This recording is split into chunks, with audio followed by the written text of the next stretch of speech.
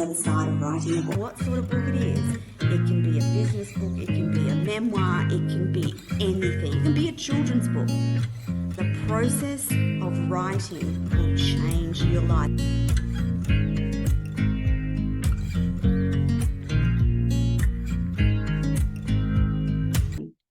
Hello, everyone, and welcome back to the Author and Artist Hour. I'm your host, Tony Lontis, and obviously I'm getting tongue-tied already, but I've just returned from a slight holiday in Bali, and I think my head is in holiday mode still. Welcome to the show. If you're listening to this on Facebook, LinkedIn, YouTube, Twitch, or Twitter, please don't forget to leave us a comment. You will find the notes attached to this show wherever you're watching it. So if you want to connect with our amazing guests today, please look for the links in the show notes. They'll be all there so that you can connect easily with our guests today. Now, our shows are also replayed on the Tony TV channel, on the Binge Networks USA, Hero Go, Zondra TV networks. They're also on the smart TVs, Roku, LG, and Samsung, as well as Amazon Fire. And that's a lot of links, I know, but you can just Google us and you'll find us everywhere.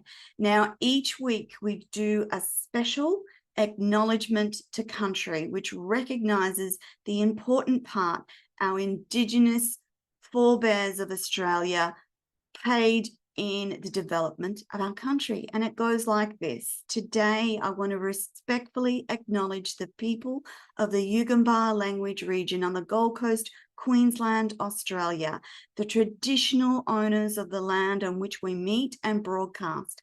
And I want to pay my respect to the elders past, present, and emerging, and to all Aboriginal and Torres Strait Islander people watching or listening today. The subject of today's interview with Beth and Rick Olsen is called We Never Left You.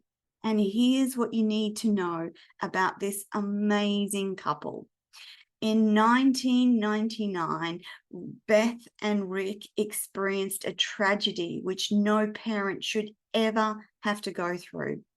A drunk driver traveling 80 miles per hour ran a red light on a Sunday afternoon, ending the beautiful lives of their children, Jessica and Joshua. The immediate aftermath of such a monumental loss proved to be a numbing haze filled with police, family, friends, and media. But it wasn't long before Beth and Rick began experiencing and receiving messages from their beloved children, assuring them that they were indeed okay and that they hadn't gone far, ultimately proving to Beth and Rick the existence of life after death.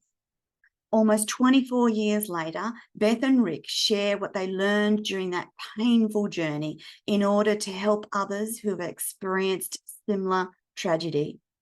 Once again, living in the house filled with children's laughter, the Olsens prove that it is not only possible to survive such a devastating blow, but to eventually thrive. They knew that they would write a book when they were standing in the receiving line at their children's funerals. 15 years later was the right time to make this happen. Beth and Rick feel that the signs their children gave them helped the world to understand that there is more to life than just death.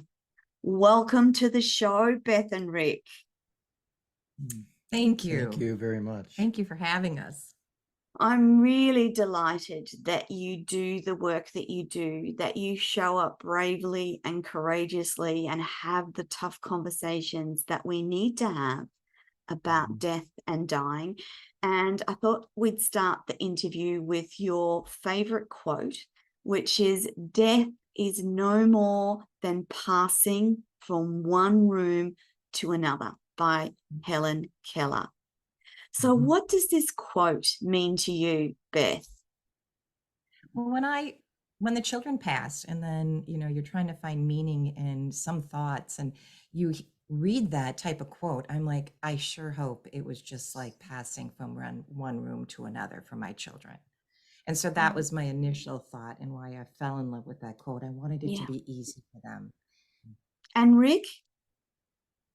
Well, from my standpoint, I mean, my belief and what I've come to accept is that, we're basically energy and we're connected to a physical body in this lifetime. When we cross over, the energetic portion of us moves on, but it's Mm. just like moving to another room. But there's the benefit of now having all that understanding and compassion and knowledge that we didn't have here. Yeah, that's beautifully said. Guys, if I can go back to that horrible afternoon slash evening when you received that news, do you remember where you were, who delivered the news, and what you did in those initial hours, Rick? Yeah, we'll just kind of retell a little bit of what Mm. happened because we were there. We were in the Mm. accident. We So, survived the crash. right. Mhm. So it was a Sunday afternoon and I had been traveling and I was going to be leaving again. We needed to go to the mall to get some things for a puppy for the kids that we just bought because we had moved only a month earlier to a new place. So wanted them to help them to make friends. And Mm. so we jumped in the minivan. I was driving, Josh was behind me, and then, Beth and Jessica. We pulled up to a stop and go light, and we were the third car back, and we heard Oh, some police sirens coming at us from another direction. So the car came and turned and went off to our left.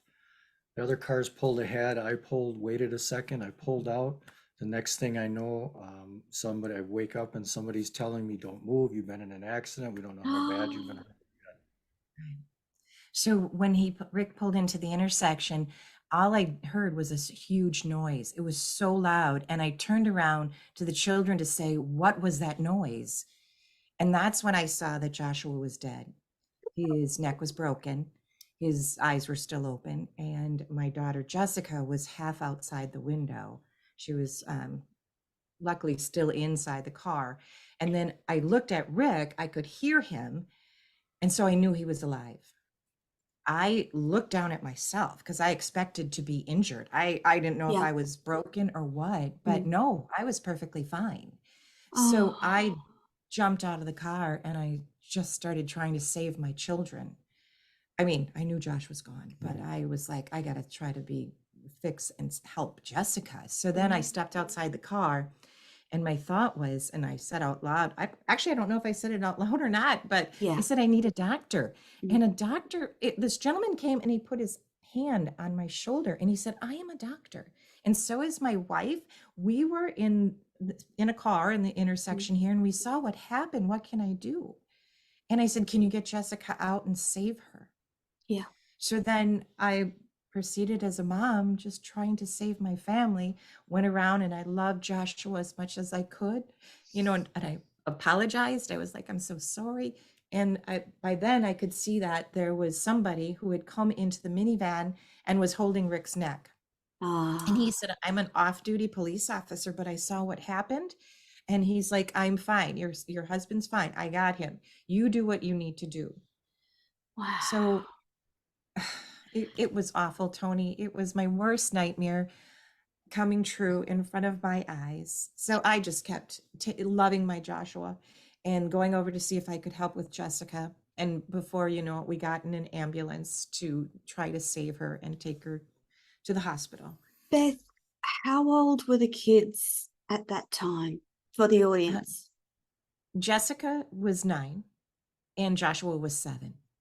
So they were, it's that fun age where they were just starting to be little people. Right. There weren't diapers, and Yeah. it was more like, let's go to the pool, let's go to the Yeah. museum. And yeah, and And they were Rick, great.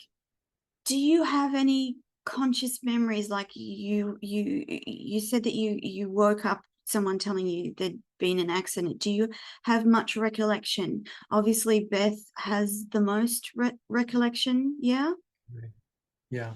Um, They waited until Jessica left the scene and then they were able to get me out of the vehicle. They Oh, determined that I wasn't that severely injured, but because the drunk driver came through the intersection, yep. became airborne and broadsided our minivan, he hit right behind where I was, and that's right where Josh was sitting. So the car, it took him a while to get me out of the car. Yeah. Yeah. They took me Yeah. they took me to the hospital, and I was in a curtained part of the emergency room Yes. because I wasn't that severely injured. And eventually a doctor came in and said, "I'm sorry for your loss." And I said, "I know Josh didn't make it." And he swore and went out of the Yeah. room. We pieced together that doctor was the doctor working on Jessica. And Oh, so, um, you know, I was just coming in to talk to Rick because that doctor had said, I think we should let Jessica go. And I said, well, I have to ask my husband. This is not a yes. decision I'm going to do by myself. Right. Yeah. And so I was just coming in, and then the doctor came out of the curtain area, and he didn't say anything to me, but I said, we have to go, let Jessica go. Yeah. And she was beautiful. They had her head all wrapped up, and Yeah. yeah. Oh gosh, Yeah. guys. So from the hospital, can you walk the audience through what happens next? Yeah. The immediate thing that happened was they released me from the hospital that night. We went Mm, home. We somehow fell asleep and we got up in the morning and I was Beth like, said, I can't live my life without my children, you know.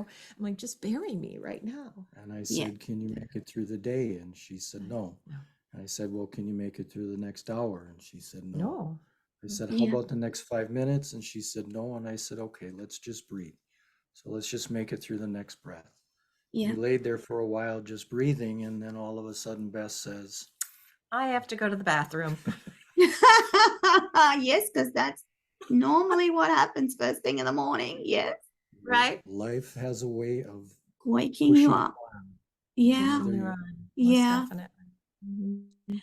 and so we continued from there, and that's when we started to get these amazing signs from our kids. We had Yes. introduction to the spirit world and messages from our kids. So if you'd like, we can kind I of was just going to say that I wanted the audience to understand the depth of the right. loss, Yeah. because that's important to people, for people to identify and understand that loss at that level is numbingly and blindingly traumatic.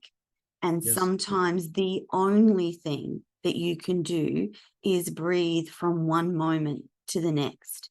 Yes. Correct. And for the Yes. audience listening, that's a very normal and understandable reaction. And that if that's what you have to do to get through the day, that's what you do. And that's okay. Yeah. Yes. Most definitely. Yes. Yeah. Right. Because everything, you have to relearn everything. I didn't even Yeah. know what I like to eat because Yeah. everything I ate was what my children ate. Yeah. So it is really rebuilding everything. And Right. Yeah. it still Yeah. is a breath, or what am I going to eat for dinner? Yeah. Even though you don't want to eat. So, yeah. So, guys, how soon were you aware of those messages from Jessica and Joshua? So the accident happened on a Sunday, and Mm-hmm. Wednesday we were ended up going to the funeral home. We decided Yeah. to have the funeral back in the town the kids were born in that we had just moved from. And Oh, Mhm. because that's where they had lived their whole life and we had yes. lived Yes. our Right. And lives. we Yes. lived in the new city for 1 month before Yeah. the Yeah. accident, not Not even a month. long. Yeah. We hadn't met anybody. So, So Wednesday we went to the funeral parlor and we walk in there and it's kind of fits our mood. It's dreary and dark and there's nobody there. And Mm. like, hello, hello. And somebody comes walking up and said, "Can I help you?" I said, "Well, we're the Olsons. Jim is working on our children." And she said, "Okay, let me go get him." And so this Jim comes walking towards us. He's got this big smile on his face. And I'm looking at him thinking, "You're an idiot." And he says, Oh. "That Josh, he keeps turning the lights on and off and changing my radio stations. I can't get any work done." Oh my God, I And got chills. Oh, we wow. said, "What?" And he's like, "Josh, he's turning the lights on and off and changing the radio stations. I can't get any work done." I know. This was the funeral director that Yeah. introduced us to our kids as spirits. You know, in 1999, I didn't have a spiritual bone in my body. You know, Yes. people were telling me my children are dead, going to be dead in the ground, and I'm like, it was just devastating. Right. And so we were looking at Jim like, what? And what is this language you speak of? You know? Yes. So it was Right. actually the funeral director that was first aware of their presence. Yes. Yeah, he introduced us to our children of spirit. Yep. And so we're so thankful for that. Most Yeah. definitely. Absolutely. I'm just, Yeah. I can't help but smile because what a gift for a funeral home director to be so in tune as to do that for you. Right. I always think that, you know, poor Jim, that was his name. And I'm like, how daunting to come in to talk with us, right? So it was the perfect thing to do. We're Right. thinking he's an idiot, but it was really profound for us. Yes. Mhm. Absolutely. But was it comforting?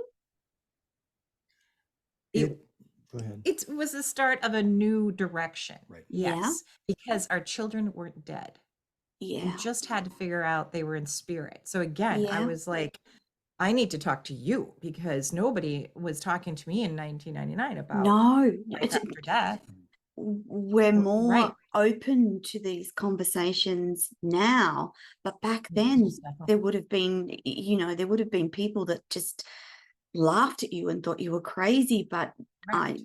that yeah. funeral director, that's a big gift. And I'm guessing that over the course of his job, he and touched by the spirit world, I'm guessing. Oh yeah, he I was think in so. tune with it. Yeah.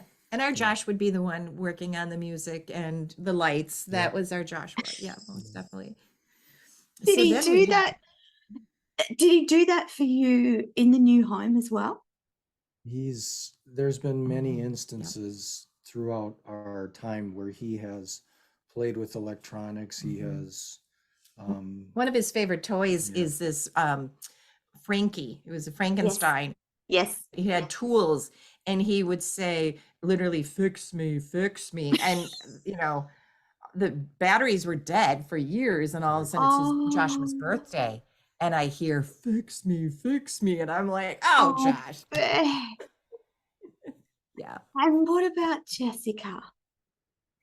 Well, we got a message from Jessica actually the next day, Yeah. which was for us the signs of life after death. So, Yeah. So on Saturday, oh, excuse me. Now this was Thursday morning. I did have a friend who was a medium. So Thursday afternoon. So Thursday afternoon's the funeral. So I reached Yeah. out to my friend Kathy Thursday morning and I said, can we see you? She's of course. So we spoke for about an hour. We get up to leave and she's like, wait. The kids are here. And we sit back down and she goes, and she kept looking up. She looked up to the left side of the room and she's like, wait, no, Josh isn't here. He's at Six Flags Great America theme park. It's a theme park. And she said, there are no lines in the spirit world. Oh. So we laugh because that would be where Josh would be, you know? And so then all of a sudden she says, did Jessica love fried chicken? And I said, I've never made fried chicken. And she kept looking up to the corner of the room and she said, well, yes, Jessica's wanting, she says she wants the chicken in the basket. So I've got to go back and tell you what happened that weekend before they died. I was at an American Girl sale, which is these heritage dolls. They are dolls that are from the 1800s. Some might be from the 1950s. They have books and stories and clothing and accessories. So that weekend, I was buying all sorts of things for Jessica and also for my nieces for, Jessica's birthday and Christmas. It was cheap. It was like on sale big time. So I spent a lot of money. And when I came home, Jessica had her eyes closed because she knew it was for her. but Josh helped me, and we were making piles in on the bed, and I Yes. get to this little chicken in the basket, Uh-huh. Do that. and I say to Joshua, I'm like, Got it. you got it? I said, this Yeah, is a I little love this. chicken in a basket. Oh, he's fallen over. I said, I bought it for my niece, Amanda, Yeah. but do you think Jessica would like it? It's for her favorite doll, Josefina. Mm. And he says, yes, Mom, I think Jessica would like the chicken in the basket. So it went in her Yes. pile. Yes. An hour later, they're dead, right? And they've passed. And so now fast forward again to Thursday, and I was like, oh, I had to tell Kathy and Rick about this little chicken in a basket that is in Jessica's pile that she wanted. And it was like, oh my God, they are alive. That's proof. It's not Yeah. a ball. It's not her doll. It Yeah. was a chicken in a basket. Because she never Oh. saw it You never saw it. So Josh told her about after it. they died. So they're obviously together in spirit as well. Definitely. Another comforting for you guys. It Right. was phenomenal. We were just crying. We were just, Yeah. I mean, again, they were alive, and we Yeah. were like, we just need to figure out how to reach them. Yeah. You know? And then Yeah. the Go next on. thing that, yeah, and then Kathy says, well, the kids have one more surprise for you in the car. Mhm. So, we get out to the car and we're all excited. We jump in there, we're looking around, Sitting. and there's Yeah. nothing going on. So now we're Yeah. disappointed.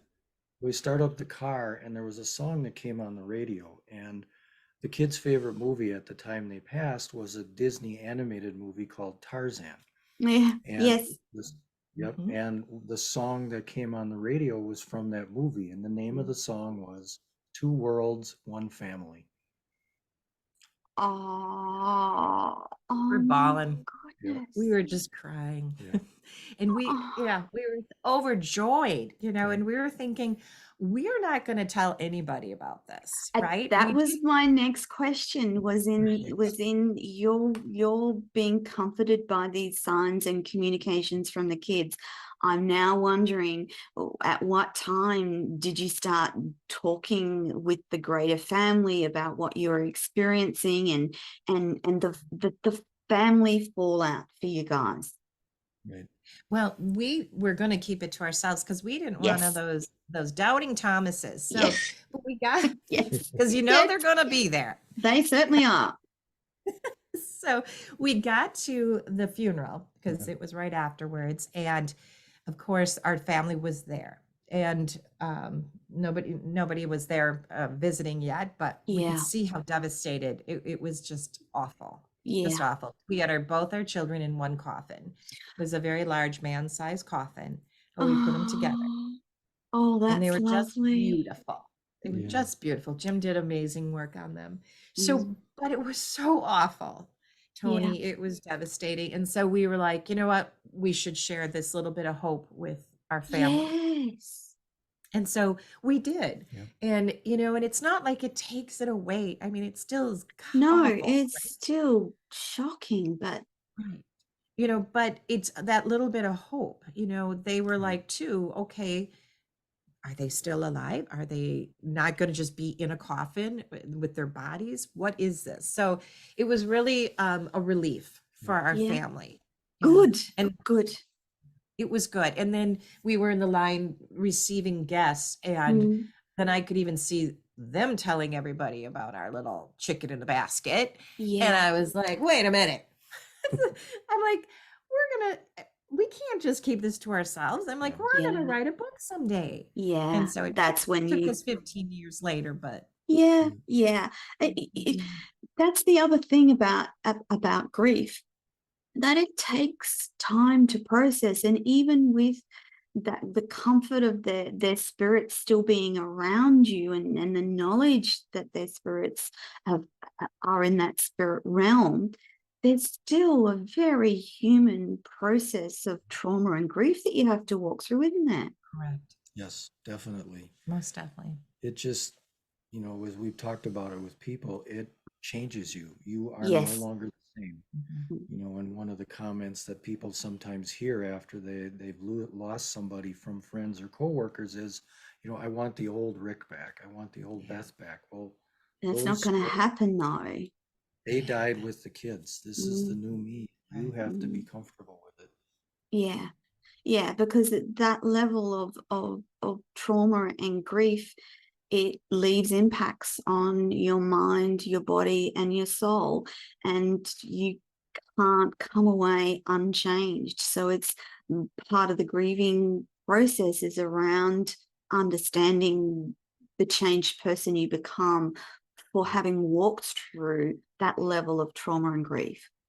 Right. Most definitely. Definitely. Well, and Rick and I, we should have died. The accident That reconstruction was my said we next should have question died. was, gosh, how is that Yeah. possible? Right. Well, this is gonna maybe sound odd to some people, but I do feel like I was encased with angels. I Yeah. felt it. I still can feel it. I can Yes. describe it. Yes.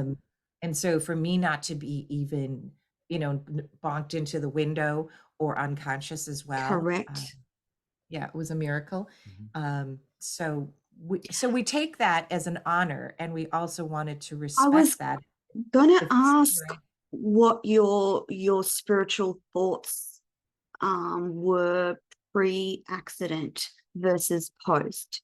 And so, Beth, when you describe that angel protection, which I've experienced myself, so I understand that completely. Mhm. Did that your belief, your fundamental beliefs, did they shift and change for both of you? Mhm. Yes, we went through a number of experiences prompted by the kids and some other people that really Mm, radically changed Mhm. our beliefs and our understanding mm, of life after death and life in mm. general. I mean, we obviously, like most Mhm. people the age that we were mid 30s, and when Yeah. this happened, and we hadn't really given a lot of thought to the meaning of life and life after death and all of that. No, because they years when you completely immersed in your children, Right. Right. those are the years that are immersive. Those ages when between, when they just after they start school until just before they start high school, they're all encompassing years for children. You don't really Yes. do much other than raise kids. Right. Exactly. Well, and I think what happened too is we were getting a lot of signs, and I call them cookie crumbs, just Yeah. little things to keep us going, right away in the Yes. beginning. Um, it was July, and I'm looking at Rick, and I have to start my birth control pills again. And I'm like, why are we trying to Oh. control this world, right? Mm, And you were like, well, let's take this for a while and heal. Well, mm. I did. I did them for about 4 or 5 days, and then we both had a dream one night, one same night, and I'm like, I had a dream, which I dream a lot, so Yes. I Yes, I always start my understand that as conversation. well. Yeah. Yeah, I Yeah. do that. I dreamt. So Rick's like, I had a dream too, and we shared the dream. It was the same. It Yes. was get the chemical out of your body. Yeah. Chemical out of your body. Yeah. The birth control pills went in the trash. Yes. And I did get pregnant by the end of August. So this is Yes. July 18th, end of Yes. August. I'm pregnant with my Yes. son now. So those little cookie crumbs, that little bit of hope, we followed it. We Right. just were like, Yeah. okay, give us more. We'll just Yeah. keep going. Just, you know, Yeah. um, yeah. So And so, still being in such deep grief and being pregnant, what was that like, Beth? Was that it was confronting at not times? easy. It was not easy. It was Yeah, exhausting. yeah, Yeah. We also had to put the David, the gentleman who killed our kids, in he had to go to jail. yeah. We just had to always go to sentencing with that. So I had And to that hide must that have I was been pregnant. really hard as well. It's not It was easy. it was difficult, but we had made a decision early on that, we didn't hate him. We Right. didn't Mm, hate the man, but mm. we didn't want to give him any energy No, because it did nothing to reflect on our Yeah. children. yeah, yeah, So yeah. we just he was there, but we didn't want any contact with him or acknowledge him, but we Mm. didn't hate him either. So I'm going to ask you about him a bit later in the show, but I really am curious about the things that you found helpful in the aftermath and the healing process. What were the things that really helped? So, recognizing in that very first instant breath work, and I want to really highlight this for the audience so that you understand very clearly. You might think that it's just breathing in and breathing out, but what it does in terms of your mind and body, it takes your brain into a different space. So when you feel like you can no longer go on, a simple sequence of deep breathing will take you from trauma brain, I like to call it, back into a bit more of a normal brain. And so that's the first thing I want to highlight for the audience is the power of breath in changing a moment in time and remembering that you only have to do 1 minute at a time. 1 minute at a time, 1 minute at a time, 1 minute at a time, until you get to the next space. So what were the other things that helped you guys? Well, we tried going the traditional route of counseling, and it just didn't end up working because of a number of factors. They wanted to hear the story because we were in the media all the time. Yeah. And so we went through a half a dozen of them, and it just was like, as Beth says, ripping a Band-Aid off an old wound. Yeah, it's not helpful. No. Right. And so a friend of But ours, counseling does help. yeah, it So does, Yes, don't but get it me wrong. yes, it yes. it didn't But work let's for us. Right. quantify that with sometimes it takes a while to find the right counselor. I think you're so right. From my personal experience, I think I went through 5 before I found my counselor, and she changed my life. So there is that. But the other Yes. thing that I want to Definitely. talk to the audience about is the non-traditional. So for myself as well, the combination of traditional and non-traditional, and it was always the non-traditional that took me to the next step in healing. And I really would love you to share with the audience that journey for both of you. Sure. So a friend of ours suggested that we go to this seminar out in Utah because she had started doing some work, learning some shamanic healing techniques, and she Yes. felt that it would help us.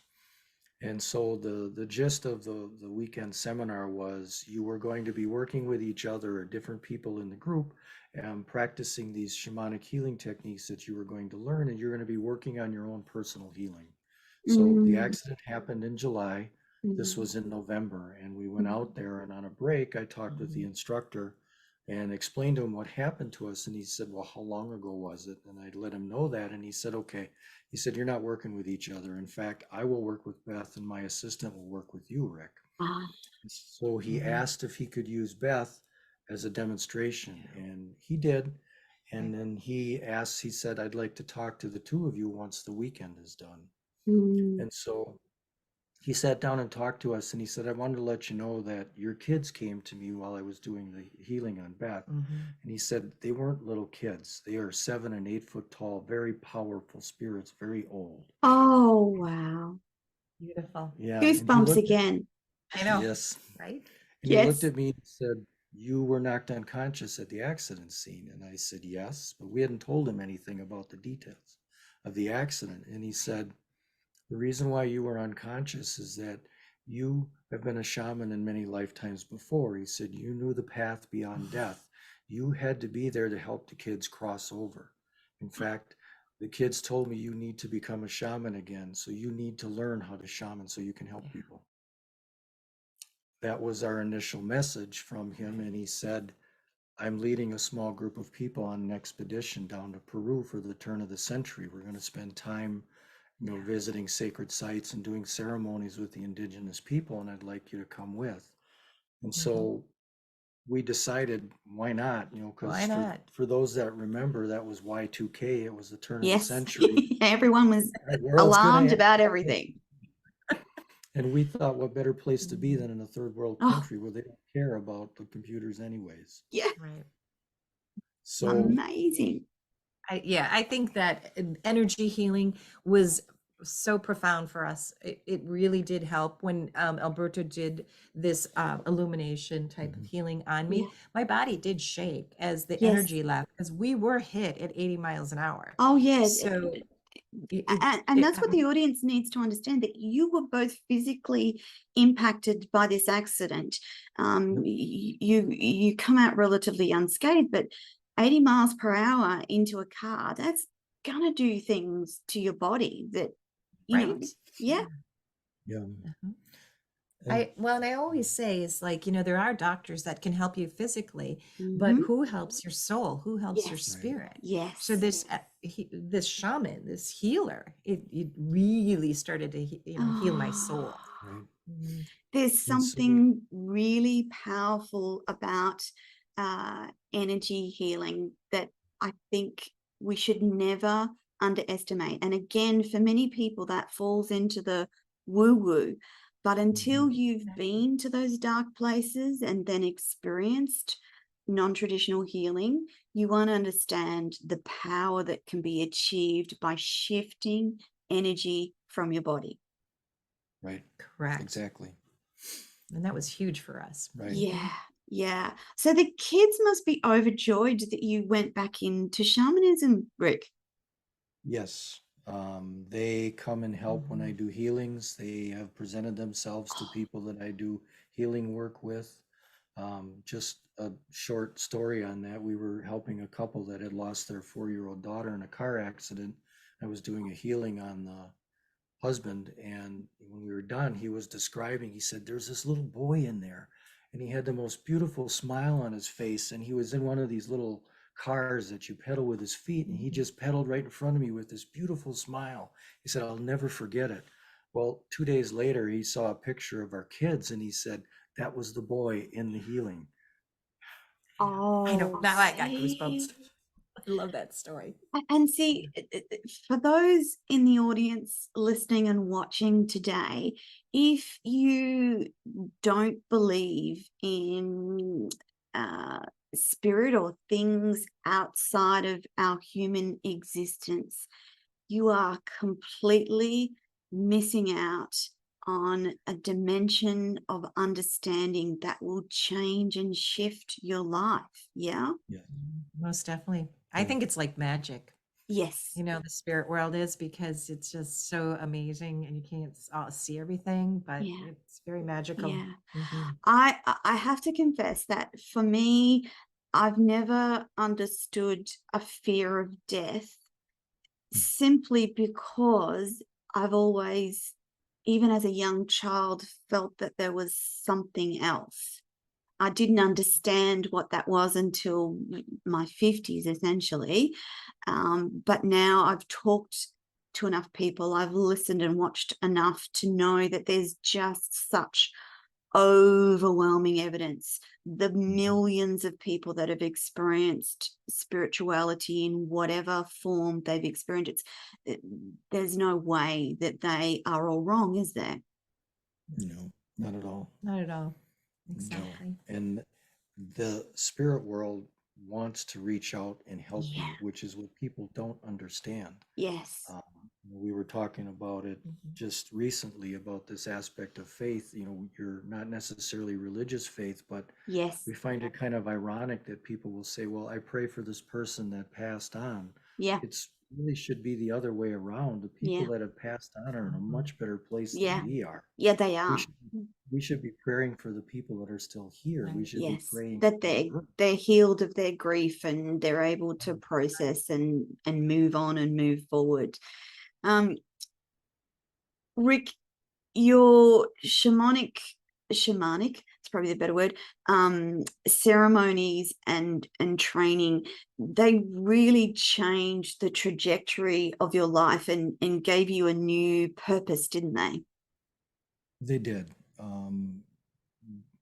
There's two of them that will relate. One of them briefly is that when we did this trip to Peru over the turn of the century, one of the ceremonies we did was on the Nazca lines in the Mm. middle of the night in the desert with the indigenous shamans. And you follow this spiral in and back out. And I went into the spiral with blonde hair and I came out with white hair. Yeah. The moon was shining that night and it was like he comes out glowing. It was Oh, I can't make wow. this stuff up. It was Yeah, so yeah, weird. We're all yeah, laughing. yeah, Yeah. yeah, yeah. What really, again, pointed us towards this direction and made us really know that we were supposed to be doing this shamanic training is we Mm, decided to continue with the shamanic training to learn how to help people now and also to help ourselves. Right. We had to yeah. heal ourselves first in order to be Yes, able to heal. absolutely. You Mhm. can't help others until you've walked that healing route yourself, because until you've experienced it, you can't speak from a point of understanding or authority. So I'm really delighted that has been part of your healing journey. Now, before we run out of time, there's a couple more things that I really want to talk about, and one of those is around forgiveness, and it's forefront in my mind at the moment because I have a dear friend in Ireland who we've been chatting about her forgiveness of her father after years of childhood sexual abuse. So anything that is really traumatic has an element of forgiveness. And so I really wanted to have a chat about forgiveness and Sure. why it takes time, why it's important to take the time that you need to get to that point of forgiveness, and how that's played out for you individually and as a couple. Sure. So we, as I said in the beginning, we never harbored any anger for him. And, Mm, we eventually began to understand that this whole thing happened for a reason. mm, Right. All the synchronicities to line us up, to put us in a position to be able to help people. mm. And so as time went on, we would get notifications about David. He's the gentleman that killed our kids because he was in Yes, because prison. it's, yes, and they And we keep were, you updated. yep, Well, and our kids are considered murdered. yeah, So we Absolutely. get, yeah, we get notifications from the parole if anything is changing. yeah, Yeah. go And ahead. so we, in December 3rd, we received a letter that that something was changing, that we should call the parole officers to find Ah, out what. And so I thought about it and I was like, what is changing? Because I had heard he became a minister in prison. So, okay. throughout the whole how many years somebody had told me that. And I was like, I thought he was in Iowa being a minister. So I Googled him. I hadn't Mm, ever Googled David. And I found out, yes, he's still a minister. He was 5 years and 11 months to present. So again, I was just questioning why I would have received this letter.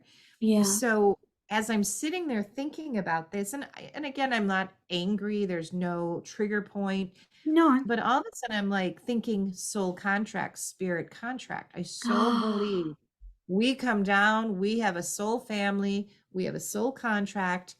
And if this was meant to be, and we were supposed to have three more mm, children, Gabe, Ben, and yes. Grace, and they're Yes. supposed to be here, I'm like, David was part of our soul contract. What? Like Whoa. light bulb Yes. moment for me. So I Yes. say to Rick, I'm like, I think we should forgive David. Mm, And so we proceeded to do that. We did the yeah. right thing, call the parole officers, Yes. and eventually we called David Yes. because the parole officers were I think they were a little overworked and, they Yeah, don't yeah, work as yeah. fast as we. And they wouldn't have comprehension of, not everyone has comprehension of forgiveness. So you can have, you can be eh, you can, what am I trying to say? Forgiveness is often tagged with anger, but forgiveness can be in the absence of anger. So you can actually feel quite non-triggered, non-thinking about a certain person or event, but you still need to forgive. That's what I'm learning and hearing. Yeah. Yeah. Oh, most definitely. Yeah. So we reached out to him and we decided we were going to meet December 29th, and we Yes. went to Iowa to meet him at his parish office so he could Yes. be a little more comfortable because he Mhm. was, taken back when we Right. called him. I'll bet. He saw my name on caller ID, and and I didn't want to say on the phone, "We forgive you." That's something you Yeah. got to do in It's person. Right. person. Yeah. And Rick was like, we've been on this same journey for 23 years, or we've been on kind of a Yeah. mutual journey. we should get together to talk. Yeah. So, and I said, David, we have no hatred in our hearts for you. Just know that. But Yeah. so we go there, and he says his wife was going to be there, and his parole officer was there as well. Yeah. And yeah, We met there and we chatted for about an hour, and Beth was able to relay to him about where we were, the journey we were on, and our understanding, and he was able to relay to us a couple of things.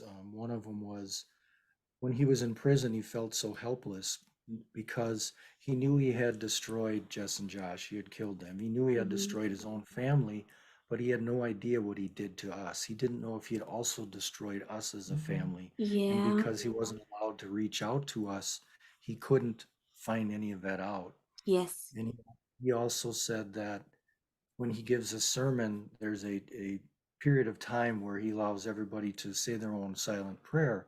And the prayer he said every Sunday was, I pray for Jessica and Joshua. I pray for my own family and my girls, and I pray for Rick and Beth Olsen. And you could just see as we talked to him, right. the tears were coming out of him. I mean, the energy, you could just see the energy shift. You could see the relief, gratitude. The parole officer couldn't believe what was taking place. He'd never seen anything like it.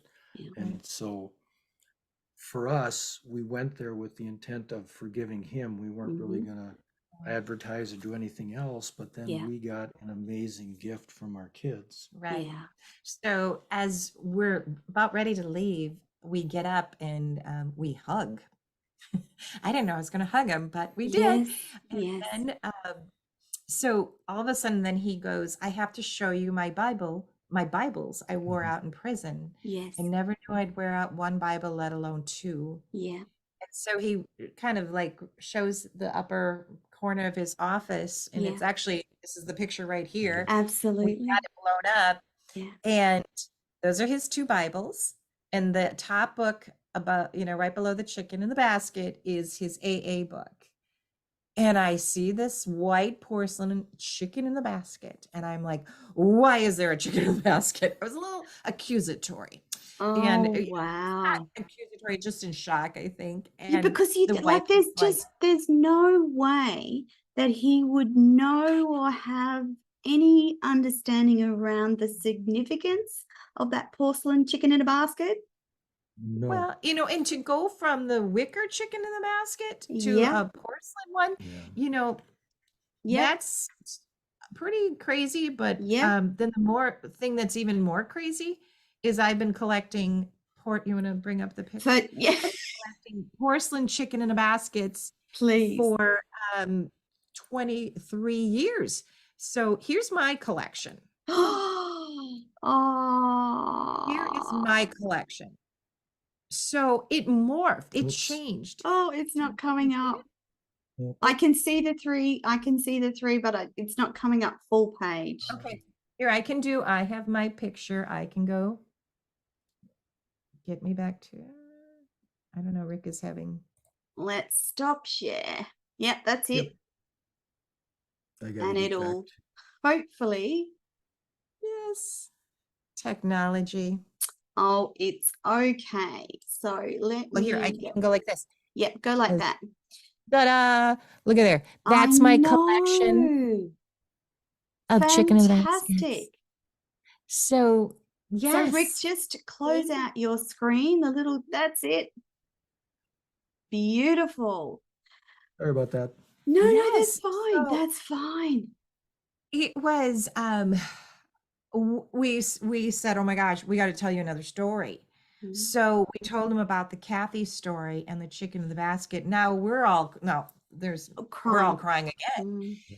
And we hugged and we said goodbye, but he said, you message me if you want to talk to me, I'll leave you be.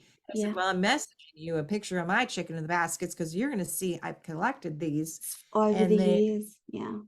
So it was a gift that the kids gave to us that we didn't expect at all. And we went there with the full intention of just forgiving David because we knew if we forgave him, he could do more things, move on and help people even more. That dense energy out of his heart, whatever that he must have been harboring.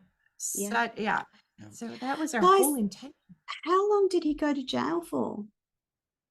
So he got 40 years sentence, 20 for each child, but he Yes. was out of prison after 13 and a half years, Okay. but he has to serve the rest of As the parole? sentence. Parole, yes. So parole for the rest of his life, essentially. Basically, Yeah. yes. Because he Yeah. was in his 40s, 40s, 45 mid 40s when the when he got accident drunk. happened. Yeah. So it And wasn't, did he have a long-term drinking problem? no, He said it was No. more stress, work Yeah. related, Yeah. monies type of thing. Yeah. Yeah. But he Yeah. still went to AA and Yeah. he's, yeah. yeah. But the interesting thing is the parole officers said there was no change. They don't know why we got a letter. There you letter. go. There's those signs. go. See? There's Yeah. another cookie crumb. I Keep know. going. We sat in the car and we were like, oh my gosh. I mean, we would have never made a big thing about this, but Yeah. I'm like, this again is for the world. Right. Absolutely. This I is was just going to say, huge. guys, in the last moments of this interview, can you just quickly tell the audience the best way for them to connect with you? Because I know that you have the amazing book, you do classes and workshops, Rick does the healing. I want to let the audience know how they can connect with you, how they can read the book before we run out of time. Sure. We have a website called We Never Left You. So we have a lot of our information about classes and things on there. We have a YouTube channel called Yes. I'm Married to a Shaman. Yep, we're both shamans. So It's isn't that good. cute? I'm married I to a was shaman. I was checking out the YouTube channel thinking, oh, that's really good. I have to go back and look at some of those. Oh, Yeah. there are so many good videos Yes. that we are doing. Yes. And I just did I Dream of Dead People. And so I Yes. just shared all my dreams, a Oh, few good, dreams. good. Good. So good. We have a So, podcast titled the yes, same thing, I'm Married to a Shaman, and all of Yes. our social links are on our Yeah. website as well. Fantastic. And audience, wherever you're watching this interview, look for the show notes and you will equally find those ways to connect with Beth and Rick. Wonderful people. Thank you from my heart for sharing with my audience your journey. Thank you for the precious souls that you are, for the beautiful souls of the children that you've birthed here.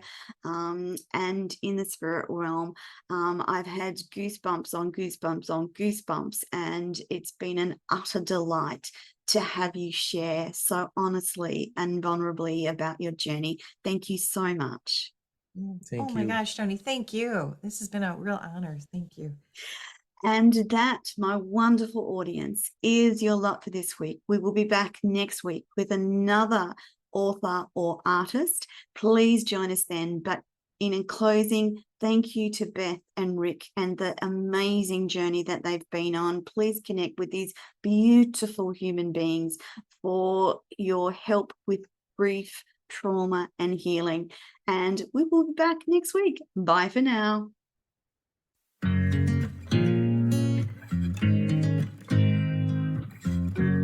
It's not about the book, it's about the person you become on the other side of writing a book. What sort of book it is? It can be a business book, it can be a memoir, it can be anything. It can be a children's book. The process of writing will change your life.